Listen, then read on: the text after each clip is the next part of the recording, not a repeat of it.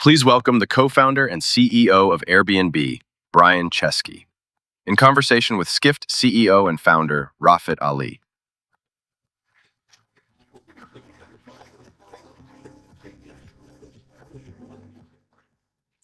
Okay, hey folks, so Brian is not here in person. He's gonna do by video again. I'm gonna give him a hard time about it, but hopefully he'll be here next year. He's promised to be here in person next year. So can we bring Brian on? Hey, how you doing? Hey Brian, how are you? I'm doing great. How are you doing? Good, good. That stubble looks good on you, by the way. Oh, thank you very much. I did it for Skift. Thank you, appreciate it. This is, I think, our year 5 of talking Yeah. consecutively. Actually, year 4. Year 5, you're going to be here in person. You're promising Yes.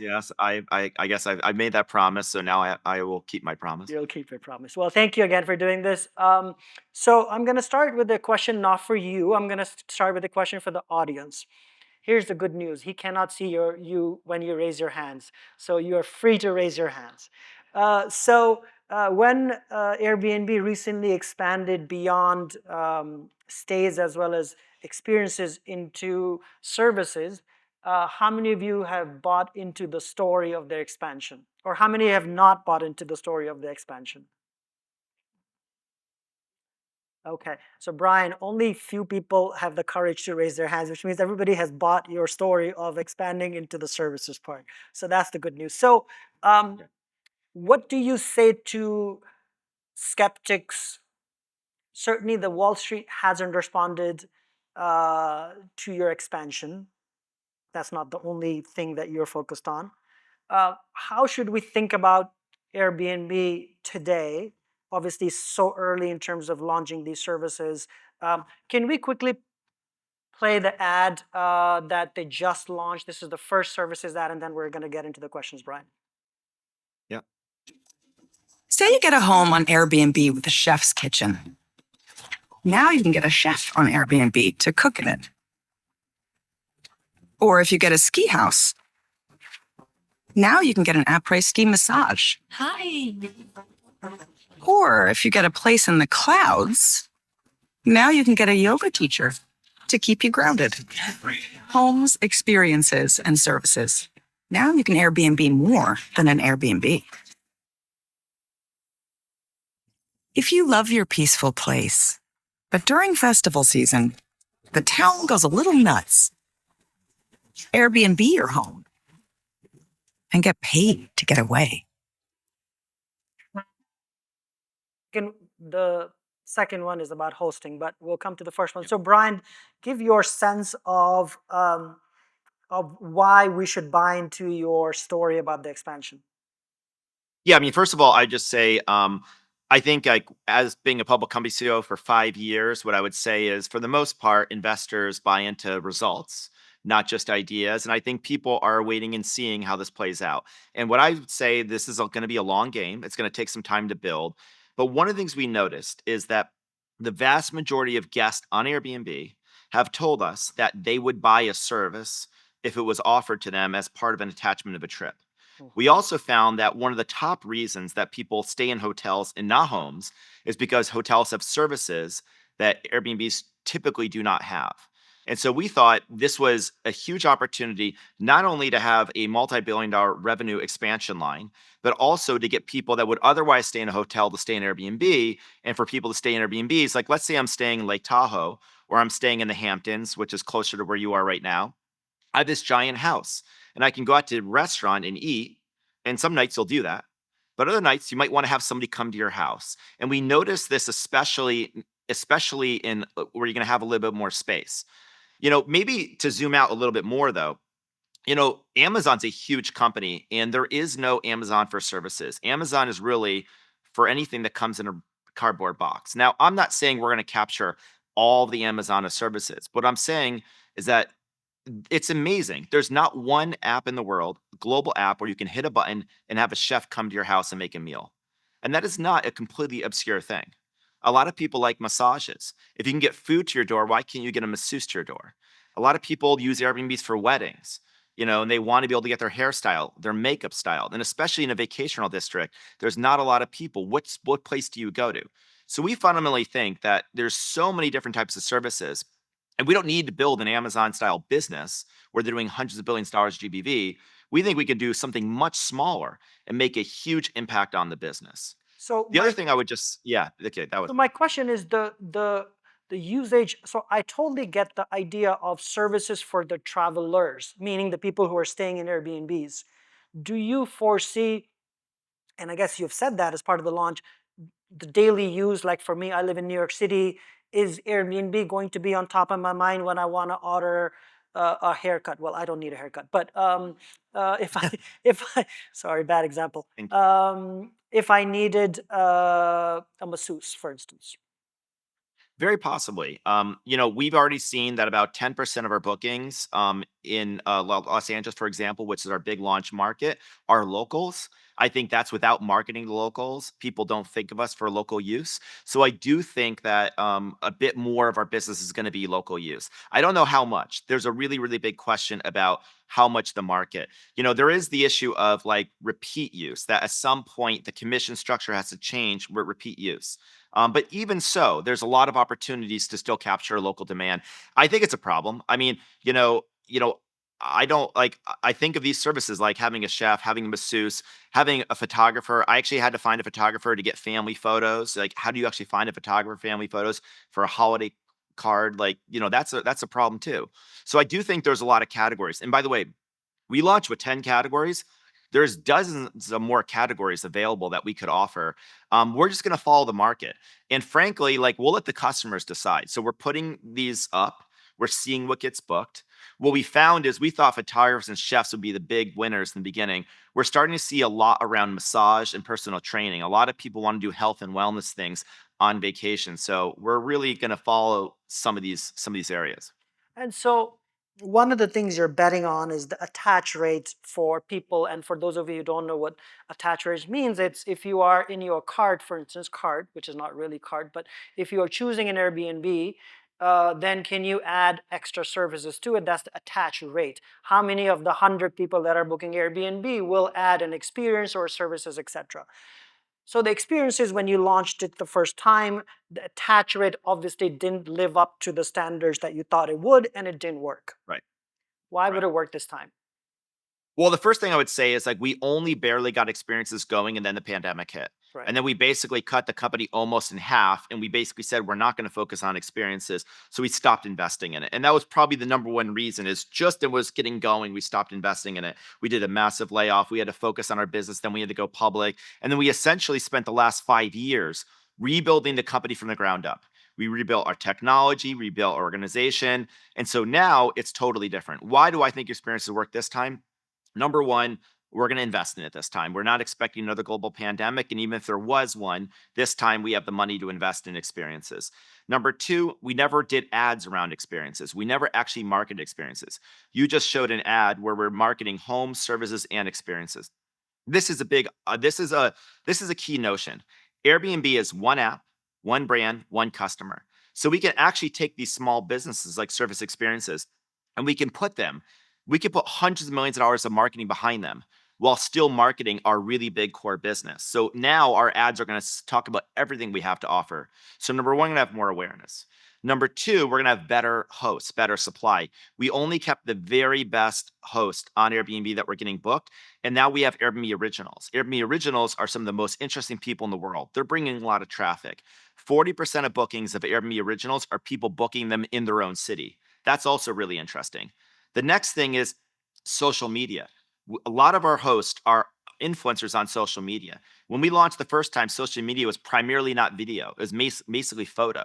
So there really wasn't a lot of distribution. We find that now experiences or essentially distribution are on mostly TikTok and Instagram, and it's all video based. So and then the fourth thing is we have rebuilt the platform from the ground up to integrate the entire system together so that we basically have all these touch points to upsell experiences. And we ask questions like, is this your first time in the city? One of the things we missed the first time we built experiences is we built what I would describe as experiences for people's second time to Paris. right? The first time you go to Paris, you want to see the Eiffel Tower. You want to see Notre Dame. You want to see the Louvre. This is what Get Your Guide and Viator do.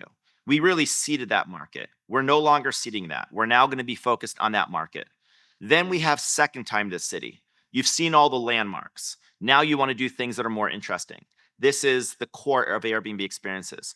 Finally, locals. We think locals are primarily Airbnb originals. So we think experience is actually 3 different markets. First time to city, which are landmarks and tourist attractions. Second time, a little off the beaten path.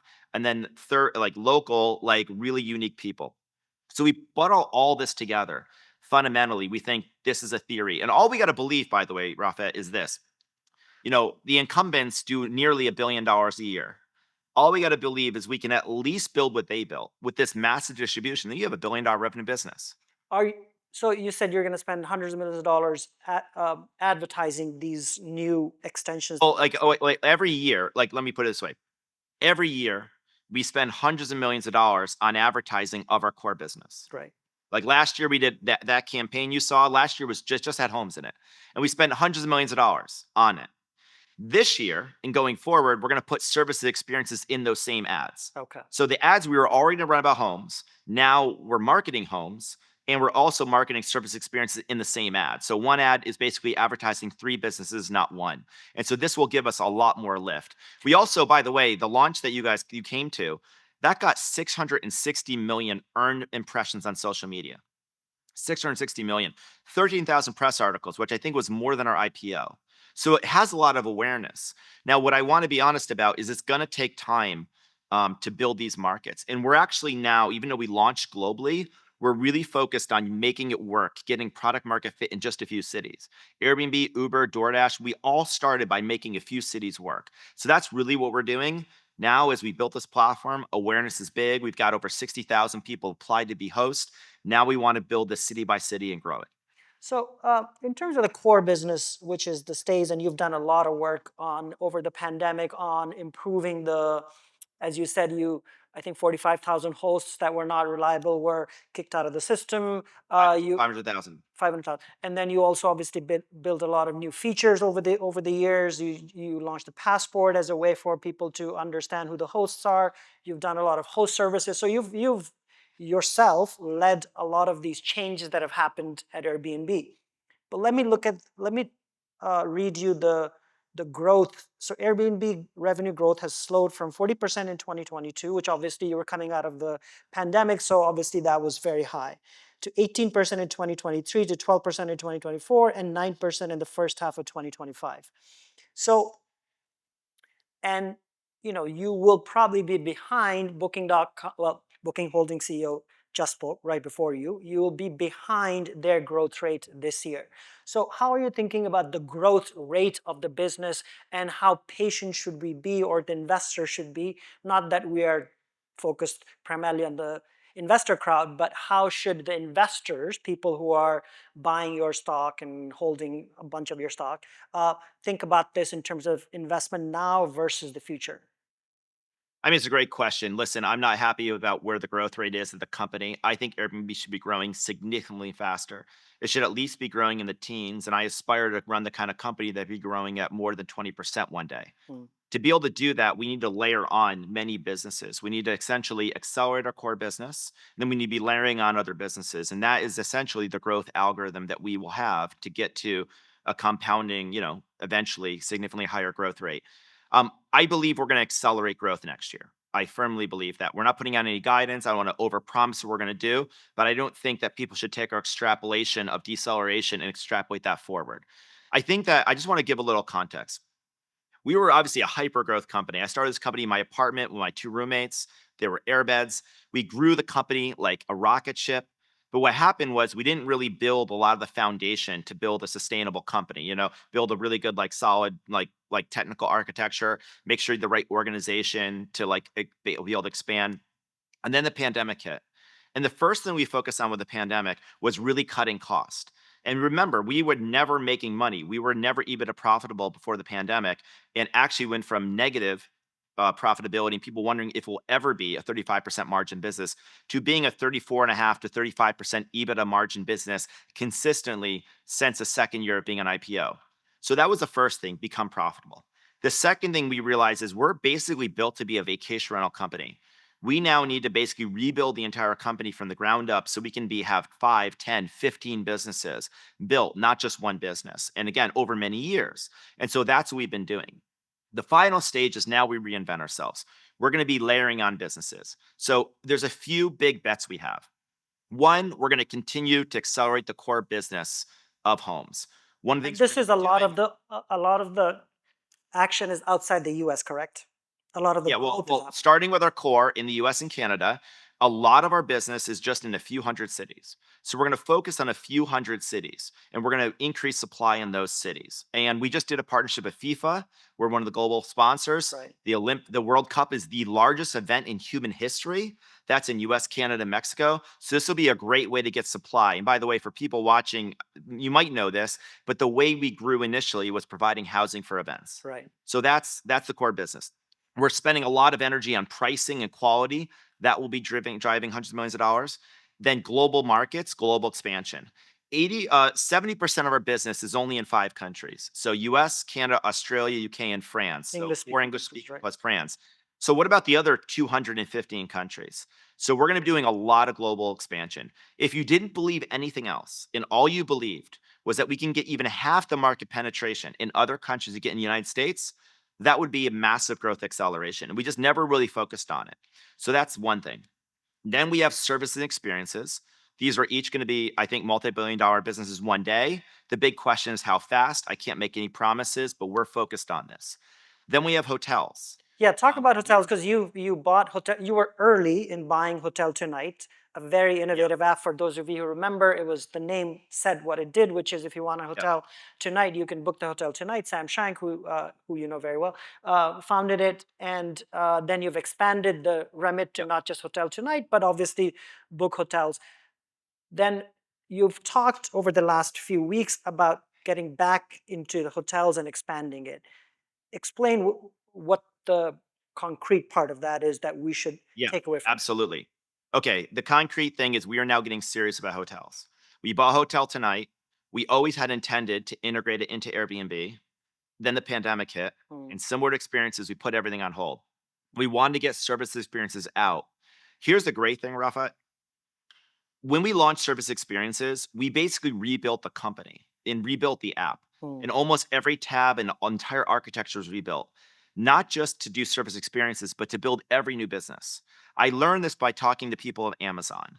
I knew the founding CTO, Rick Dalzell of Amazon. He said that Amazon was essentially designed around ISBNs for books. And they had to basically rebuild the website to be able to sell electronics and baby gear and like clothing and barbecues. And so that's what we did.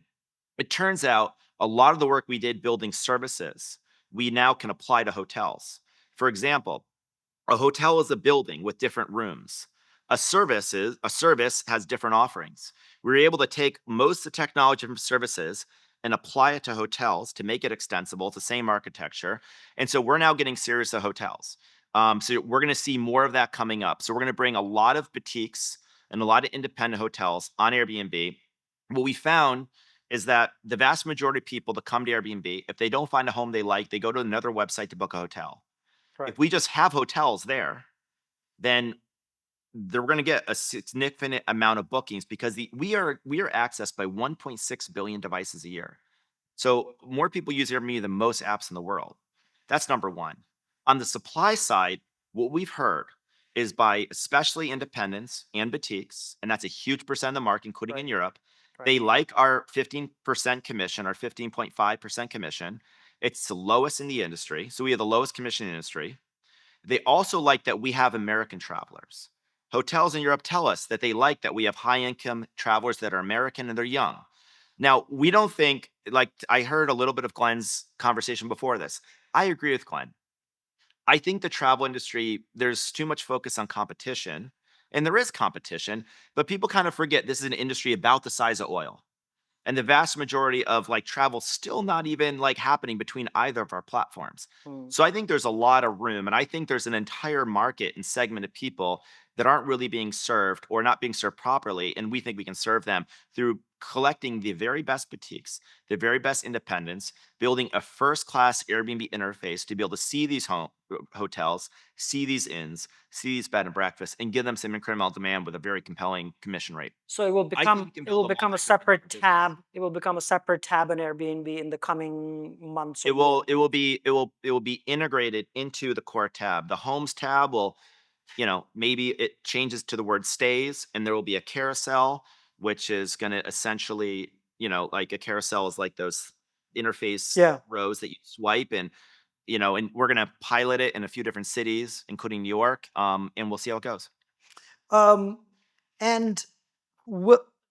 So you just changed this commission structure, which didn't really affect anybody because in the sense that the host. So for the professional property owners, you changed them to be paying 15.5%, and the guest doesn't pay anything, Yes. and they don't pay Yep. to you. Yep. Which basically was this a precursor to sort of becoming an OTA like, so that you can add hotels which have a similar structure as well? I mean, like, first of all, service experiences, as we were building service experience, we were like, why are we going to, like, let's just back up. Why do we have this kind of weird commission structure? Because when I was like 26 years old and I didn't know anything, and I went to art school, Joe, Nate, and I realized like we need to have a business model. We handled money, no vacation rental app handled money. And we said, let's have a 5% commission. It was a guest fee. And then eventually we realized, oh, credit card processors are taking 3% from us. And that's how we came up with the 3% on the host fee. And eventually the 5% on the guest fee, we over time increased to about 12%. And we ended up with this legacy of 12 plus 3 or 12 and a half plus 3. It was purely organic. I would never have designed it that way. But once you have this inertia, it's like a major switch. Once we were designing service experiences, we're like, let's just do it right from the first time. Like, a lot of guests complain about there's taxes, there's cleaning fees, there's service fees, there's a lot of drip pricing, and let's just have one price. Like, Right. you go to a coffee shop, there's a price of coffee and there's tax. So that's what we did. And we did it for service experience. And we said, if we're going to do it for that, why don't we make the switch to homes? That was for two reasons. Number one, for ease of use. People were confused. They were frustrated. Why is the price changing? But the other thing, and this is related to a competitive issue, a lot of API host the cross list, property managers were charging more on Airbnb because they charge $200 a night on Airbnb, and then we mark the price up, and they charge $200 on a competitive site, but they didn't mark the price up. So now our prices are 12% higher. And so this was, we were trying to educate them, but we started realizing people were just being really confused. And so that's partly why we went to just one host fee. And this is how the hotel industry does it. So we think it's going to be much simpler. Let's spend the rest of the 10 minutes or so on AI, because obviously, how can we not? So this is the year 3 of ChatGPT coming into existence, taking the world by fire. You have promised to me every year in the interview that Rafat is coming. The AI feature is coming for Airbnb. You said last year to me that this year will be the year. It's not here yet. It's somewhat here, and it's not fully here. So let me tell you what's coming, and if you want, I can talk a little bit more about the industry and what to expect. So it is coming in the sense that if you ever contact customer service now in the US, you can get an AI customer service agent. We believe this is by far the best AI customer service agent in all of travel. It has reduced the need to contact a human agent by 15%. And this is a homegrown product we've used. We have as many as 10 different models. We designed a specific architecture. We trained it on tens of thousands, essentially golden conversations. And we've, as you know, 2 years ago, or a year ago, we rebuilt our whole messaging platform. Right. Now our messaging platform can have essentially rich user interface cards. So we're going to have an even richer interface than, say, ChatGPT or Gemini, where it's almost entirely text-based. But we're going to be able to say, if you want to have a cancellation, we can have a little card coming up saying, hit this button and cancel. So in other words, it's not just text-based. So it's going to be a much richer UI. Now, next year, and this time you can hold me to, because we're working on it now, and we actually have pilots that will probably be coming out later this year, but it won't be ready for prime time until next year. We're going to have AI powered search. Right. So in the search box, you're going to be able to type in anything, like on ChatGPT or on Gemini, and you're going to be able to have a conversation with the app, and you're going to be able to begin to do that next year. So next year is the beginning, but maybe if I will, I can just give you a sense of what I think is going to happen with AI and travel. Well, let me ask you 'Cause one question on the search part. Is the matching there in terms of technology? Like, is AI search as good as search? Meaning, Yes. will it bring the one answer that I'm looking for, versus the current search technology that's there? Oh, in that way, probably not. I mean, that for AI to know, it'd have to ask you a lot of questions. So essentially, there's two modes. You can either give it a list, or it can ask you a number of questions and help you refine. So really, we're asking refinement question. I mean, let me give you a metaphor. So let's say when I was a kid, I would go to shopping malls, and before the internet was popular, these thing called travel agencies. And you walk in a travel agency, and imagine if the way you talk to a travel agent was the way you talk to an OTA. All you would say is, I'm going to Paris on these dates with these guests. A travel agent wouldn't give you 1,000 options because they'd ask you a lot more questions. Right. Like, well, why are you traveling to Paris? Is this your first time? What's your budget? What are you trying to do? Is this a special occasion? You'd learn about the person. Like, what are your tastes? Do you like food? Do you drink wine? Do you want to go off the beaten path? So do you like to stay out at night or not? So you'd have to ask a lot of questions. So I do think eventually AI search will turn into matching. It will be what we call multi-turn, where it gives you a result and then you refine the result through a conversation, which is essentially what ChatGPT is. So the refinement and the comparison will be essentially a conversation. But the key is, I do not think it's going to look like ChatGPT. Yeah, And you I do said not that in a recent conversation. So explain why you say that. Oh, number one, I don't know if a chat interface is the way to do e-commerce. I mean, like, I'll give you an example. Like, I happen to have a phone on me, so I'll just use a demo. Here's an iPhone, and the iPhone has a bunch of apps, and every app has a different interface. If you open the weather app, is a chatbot the best way to see the weather? If you open the alarm clock app, is that the best way to see the weather? If you open Amazon, is a chat interface the best way to buy a pair of shoes? I do not think that a chat interface is the best way to do most things. I think it has to be richer than a chat interface. I think a chat interface is replacing what we used to use Google search for. And so I think we're 3 years into ChatGPT. And essentially, think of the metaphor. We have cars. The cars are like our apps. And now we invented the jet engine. And we're putting a jet engine in cars. We haven't actually invented AI native applications like airplanes. And so we're 3 years post ChatGPT. And if you go to the top 50 ranked apps in the App Store, the number one app today, I think, is Gemini, actually. Hmm. The number two app is ChatGPT. And apps 3 through 50, I think, are not AI apps. And what I mean by not AI apps, including us, is if you stripped all the AI out of it, like Instagram, the experience wouldn't be that different. It's pretty much the same app as it was before. So here's my hypothesis. In the next 3 years, I don't know if it's exactly 3, but I'm guessing 3, those top 50 apps are going to all become AI apps. And it's going to happen one of 3 ways. Either Gemini, ChatGPT swallows more of the ecosystem. That would be bad for everyone that's not those two companies. Startups in Y Combinator or the 26-year-old version of me does an AI native company, or companies like us and others that are on your panel become AI companies. And we don't have a lot of time to become AI companies. AI is both an existential risk to us, but if it's an existential risk to us, it's therefore an existential risk to everyone else. And therefore, it's an opportunity for us, because it's an opportunity for us to get into a lot of other businesses that we might have no business going into if there wasn't technological paradigm. And so I think there's going to be a massive shift in travel. I don't know if it's 2 years, 3 years, or 4 years. I'm going to guess 3 years. It might be 4 years. It's not 5. I think that's too long. Yeah. Where we're not going to be using apps the same way. There's not going to be a search box with a list of results, a filter panel. That's gone.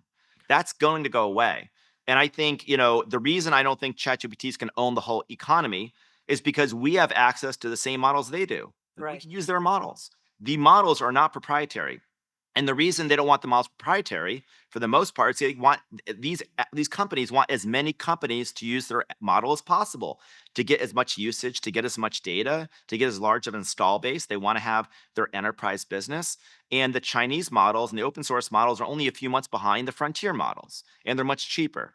So I guess all of what I'm saying is we basically rebuilt the company from the ground up to be at this moment where we could expand to services, experiences, hotels, international, and we have a whole bunch more business coming in the next 3 to 5 years. But there's a big revolution that's going to come in AI. And what you're going to see from Airbnb next year is not for us to become an AI native app. Right. You're going to see our first foray into what I describe as AI search. But eventually, we and every other app that wants to survive has to be an AI app. I don't think there will be a tech company that's not an AI company. It's And going would to be it like be agentic AI as we understand it today? um Like, would you launch agents, like we would as consumers launch agents that goes on Airbnb, does all the searches that we need to do and finds something and brings it back to me? Would I mean, I don't I think it's gonna be a little bit like that, but like for anyone watching that has an executive assistant, and most executives have executive assistants, maybe they plan your travel, but you kind of like want to see a lot of options, and depends how particular you are. Number one, I think it's going to be a little bit more iterative than a typical agent. I do think they're going to be so-called agentic. Like I think the Airbnb app is going to be like a concierge, but I think you're going to want a lot of options, right? Instead of just showing me the three things I want, I might want to see more variety. I might want to. It's going to be a lot of push and pull, almost like Minority Report, where like it's not going to have all the gestures, but it's going to be a little more conversational, I think, is what's going to happen. But I do think it's going to be somewhat agentic. But I don't think what we're going to do is say, get me an Airbnb and Sea Ranch on these dates, and just comes back and it books for you. I think people are going to want to look in the store and see what's available.